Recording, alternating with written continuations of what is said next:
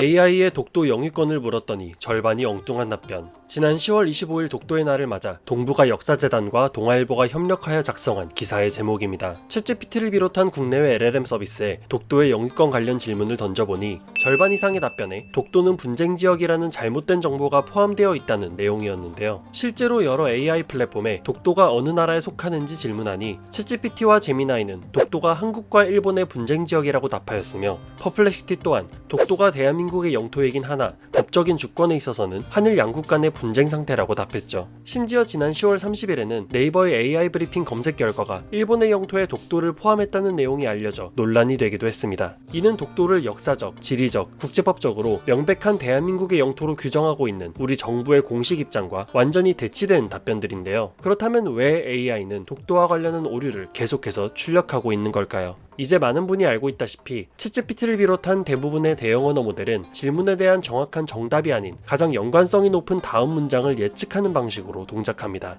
그리고 그 연관성의 근거는 웹에서 학습한 데이터들이죠. 여기서 문제는 수집한 데이터의 정확성이나 편향성 여부를 AI가 제대로 구별하지 못한다는 점에 있습니다. 실제로 웹상에는 독도 문제를 분쟁으로 표현한 웹사이트와 문서를 쉽게 찾아볼 수 있는데요. 이렇게 독도와 분쟁이란 단어 사이에 높은 연관성을 학습한 대형 언어 모델이 독도는 분쟁 지역이라는 잘못된 결론을 도출하고 있는 것입니다. 앞선 기사에 참여한 동북아 역사재단 연구위원들은 AI 기술의 변화에 발맞춘 역사 독해형 자료구축 사업을 실시할 예정이라고 밝혔는데요. 변화하는 인공지능 시대 속에서도 자국의 영토, 역사, 자원을 보호하기 위한 국가 차원의 조치가 시급해 보입니다.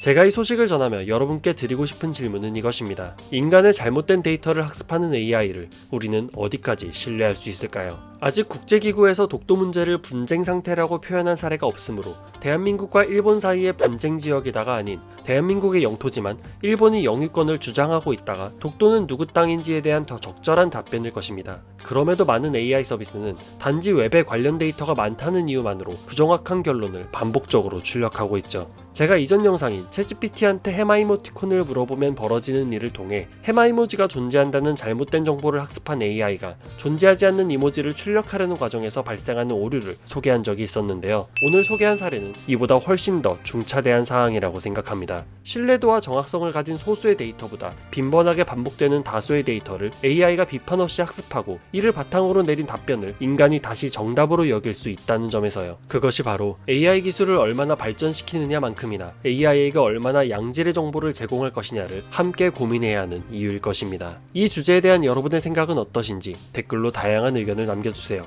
그것이 우리가 맞닥뜨린 현안을 단박에 해결해 줄 순 없다 해도 이 문제들을 차근차근 풀어내기 위한 출발점이 될 수는 있을 테니까요. 영상이 재밌으셨다면 구독과 좋아요를 부탁드리면서 지금까지 질문과 화두를 던지는 인간 MI였습니다. 다음에 더 흥미로운 주제로 돌아오겠습니다. 감사합니다.